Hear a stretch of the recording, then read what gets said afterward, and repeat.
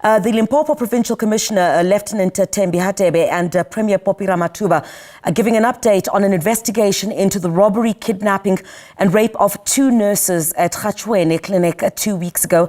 Let's go straight to that briefing now.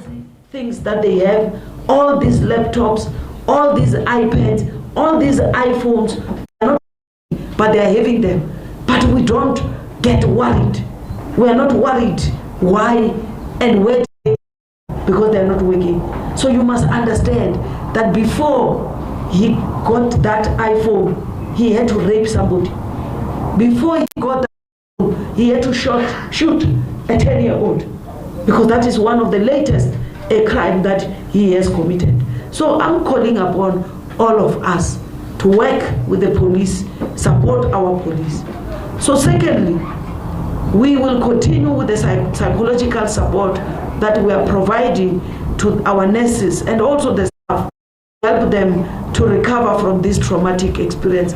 I said it during the interview with SABC on Friday, and I said, Commissioner, I went to visit the 2 nurses and they pleaded with me that they want to find closure, but that it's very difficult. That how do they find closure when their perpetrator is still out there terrorizing fellow women like he did with them? When they close their eyes, they see him. Guess what? Men and women in blue delivered on that wish of our nurses. This perpetrator is arrested, and we thank you for really responding swiftly to our plea. We are also committed to ensuring that all healthcare workers feel safe in their places of work. To that end, we're working, of course, supporting the MEC for and also the MEC for Transport and Community Service, MEMATE, to strengthen the security measures at clinics and hospitals across the province. I know before you even ask this question, while this has not been prepared on my speech, I equally share that question, which I know you're going to ask. What happened to the security companies? What happened to the guards? I've already directed the head of Department of Health and the MEC for Health to make sure that thorough investigation is done on our security. I'm not saying anything, but I'm saying either there's no capacity there, because you can't have 3 security guards being overpowered by an individual. Yes, we understand that he was carrying a gun. What is frustrating is that he took the 2 female nurses and left our female security guard who was not handcuffed, unlike the other males who had an opportunity to can call the police, to can call the matron, to can call the HOD, and she has not done that. And I still, from where I'm sitting, I'm not concluding anything, but I'm just simply saying we have a lot to do, MEC for Health, in terms of dealing with the types of security guards that we hire.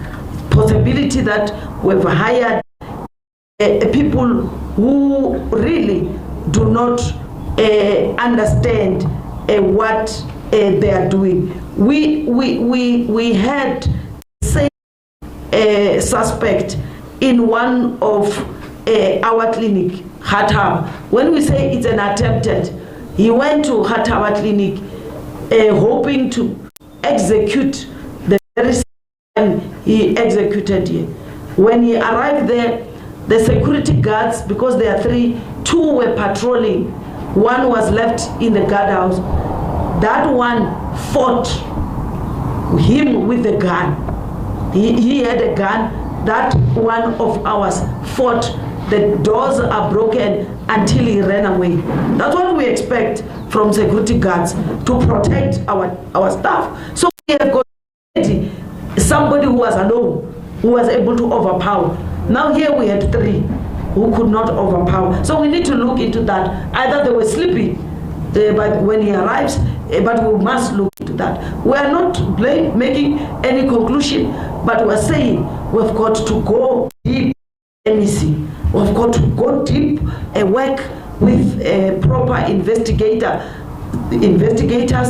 so that indeed there's anything that was done, which it suggests a of security, suggesting anything, any malicious.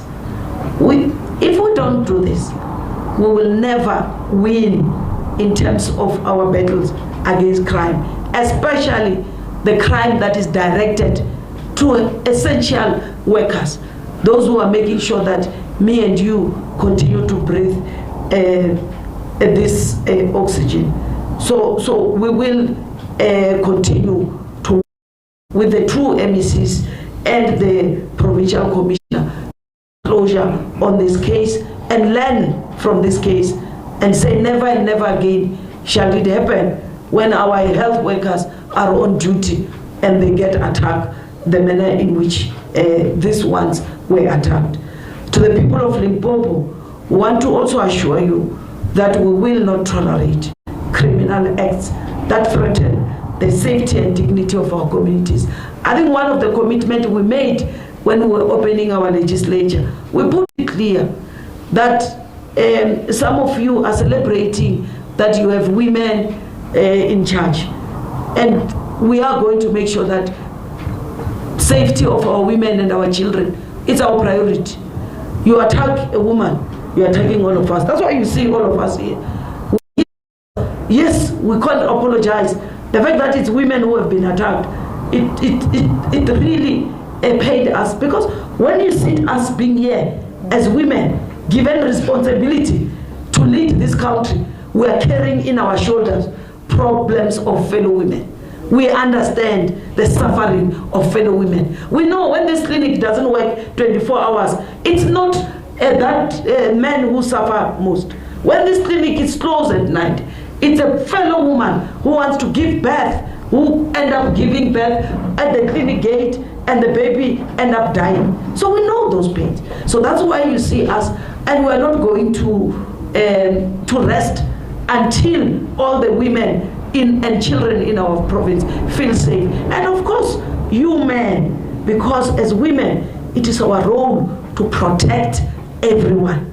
So once you put a woman, you know that they will make sure that fellow women and men get safe. I always remind you that people who cook at home, the mother, and when the mother cooks, she doesn't only serve daughters, she serves a husband, daughters, and sons. So we will make sure that we turn around safety in our province so that everybody must feel safe in our province. But top on the agenda is to protect the vulnerable, which is women and children. So this swift arrest of this suspect is a demonstration of the declaration of the dedication and professionalism of our law enforcement agencies under the leadership of Lieutenant General Hadebe and May Susana Violet Mate, our MEC. We commend their tirelessness, efforts, and encourage all committee members, please let's continue to cooperate with the police by reporting any suspicious activities. As we stated a few years ago, it is the responsibility of all of us to root out these criminal elements within our villages, expose them, report them. Please don't cook for them, don't serve them, don't hide them, even if they are your blood. Don't be beneficiary of proceeds of these criminal activities. Health workers in particular are supposed to be protected by communities at all costs. As the provincial government, we remain resolute in our commitment to justice and the safety of our citizens. We will closely monitor this case to ensure that the suspect is held accountable for his actions. That is why when he appears in court, I think it's when the 20th, tomorrow, you don't be surprised when you see us closing our offices, because we need to also monitor that system. The PC was sharing with me that he is on parole from November 2024. He just been given and he went on rampage. What does it say to me? It says this guy is not rehabilitable. This is not the person who, according to my wish, could have been somewhere else. You have to lock him and throw away the keys. So that is why we're going to monitor his case. And we're also going to report back to correctional services. So some of this parole, you can see for yourself. This is a guy who, if he was still there, these nurses would not have been raped. So that's why you will see us, we're going to closely monitor. Because as an assist, our investigating officers, our police can do all the arrest. But if we don't also monitor the other system, which is the judicial system, these people, police do the work, these people are in the street, continue with the crime, get arrested on the street, continue with the crime. So we are going to work closely with everybody involved. This case we are going to monitor.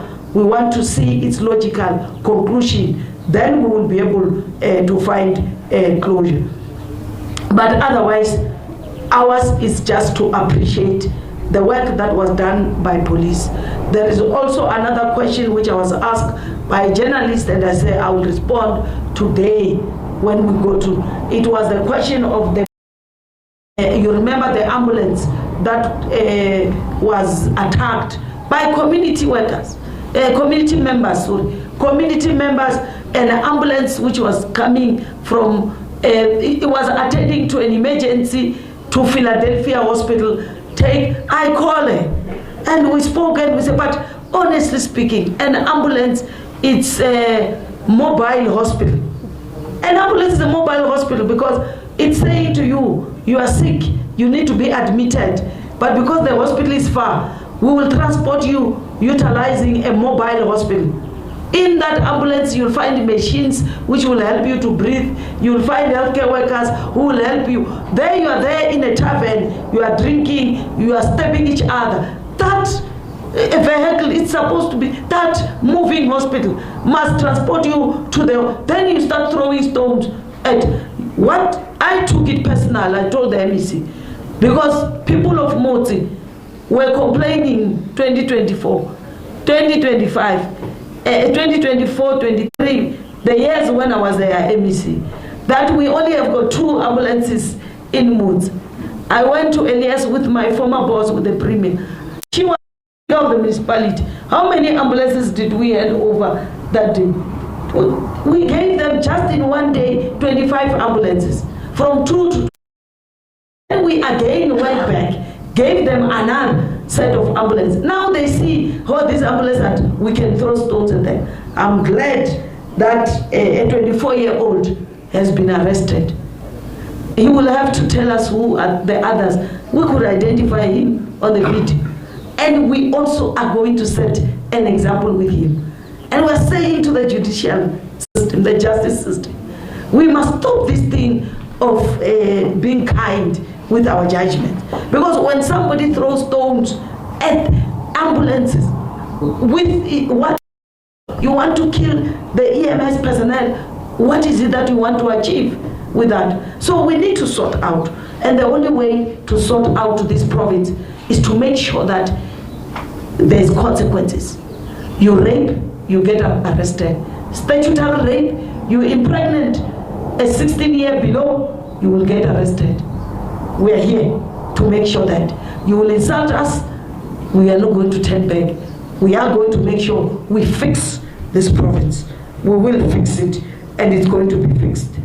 But let me conclude by making an appeal to our communities. Please, let's not take the law into our hands. I do share with you your frustration. Even myself, when I watch some of these videos of crime, I get frustrated. I do understand. The danger of mob justice is that it has its own unintended consequences. I'm saying this because some of those are dire. Some of those become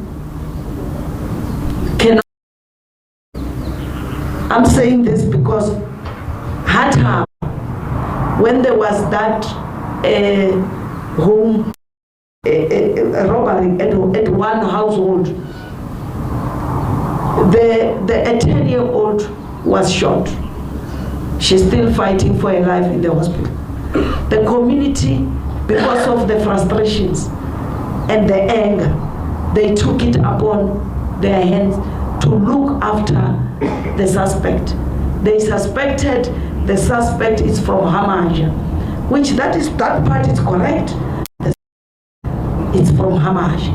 Now, unfortunately, they apprehend a wrong suspect. And they took him to the family, and the family thought it is the one, because he is known to be notorious. And they burned him alive. And the person who committed this crime is this one. Now you see, when you take the law in your hands, you can't use common sense to arrest. When the police finally arrest you, they would have done all their homework to make sure that indeed they go and arrest the correct suspect. We have lost a life now of someone who did not commit these crimes, while the person who's committing this crime is out there. So that is why I'm appealing. I know we are angry. You will understand it when it happens to you one day. When somebody, because you've got your own fighting with someone, just say, I suspect it's so and so, and the community after you when you are innocent. So mob justice, it's not a correct way to go. Let's cooperate with the police. When you have problems, raise them with us. We are here as Premier, as MECs, as mayors, as PC, to say, but this case is getting, we are frustrated. I will call her, whether it's midnight, she will also call her generals. She will wake them up to say, look, let's deal with this matter. Even if you have apprehended somebody who you think is a suspect, call me to say we have apprehended this person. We think is the suspect. I will make sure that the correct people go and deal with him. When you take the law into your hands, you then contribute towards crime, because now we've opened another docket of murder, and we are going to arrest those who have done, who have committed this crime, because we have got evidence that he is not the one who has committed. The person who is out there is now in jail enjoying our taxes. But we will make sure he doesn't come out of jail this time around. Otherwise, thank you very much. You can ask your questions. This is a joint statement from provincial government and the South African Police Services. Any question to the PC, to the MECs, to the mayors, I was just the mouthpiece to read on our behalf. Thank you very much.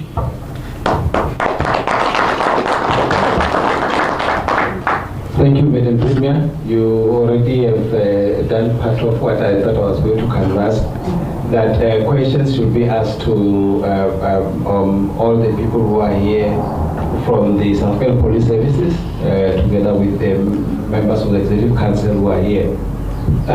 As is normally the case, we will then allow members of the media to raise their hands to ask questions. Firstly, identify yourself, where you come from, and then who you are directing the question to. So let us allow you an opportunity to ask. If you have questions, please raise your hands, and then we'll take the first set of questions now. Okay, noted. Fantasy Ndade. Yeah.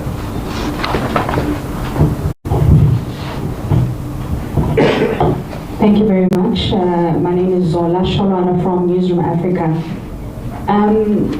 Premier, listening to what you have said and interventions that are going to be in place to ensure that an incident of this kind is not repeated, the first thing that came into my mind is that if one person is able to make so much gruesome impact in a clinic that benefits the entire community, then this raises issue around the current security company that is actually employed in this facility, because if it took one person, then more damage could have been done if it was more than that.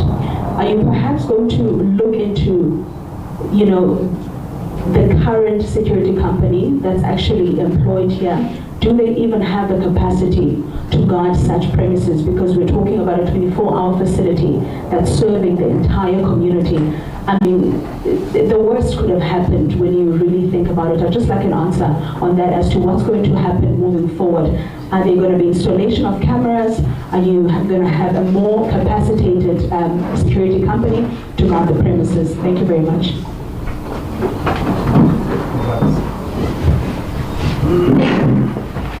You want to respond? Yeah, thank you very much. My name is Ramathuba from SABC News in Limpopo. My question is directed to the police. Provincial Commissioner, I just want to understand, because initially when we got the reports, it was the group of men who actually came here, but today we are hearing of one suspect. So I just want to understand if indeed the people who came here and accosted those nurses were a group of men, it was one individual, and also there was a mention that he actually did another robbery at Ramathuba Clinic. I just want to understand circumstances surrounding that. Was it the same modus of operandi? This 10-year-old that was shot, was she at a clinic at that time? Just share with us circumstances surrounding that particular robbery as well. The Premier has also mentioned that he's directed the Department of Health to investigate thoroughly the security company. All right, an update there from the Premier of Limpopo, Dr. Phophi Ramathuba, as well as the Provincial Commissioner there, relating to an arrest that has been made relating to the robbery, kidnapping and rape of 2 nurses at Ga-Chuene Clinic. This was 2 weeks ago.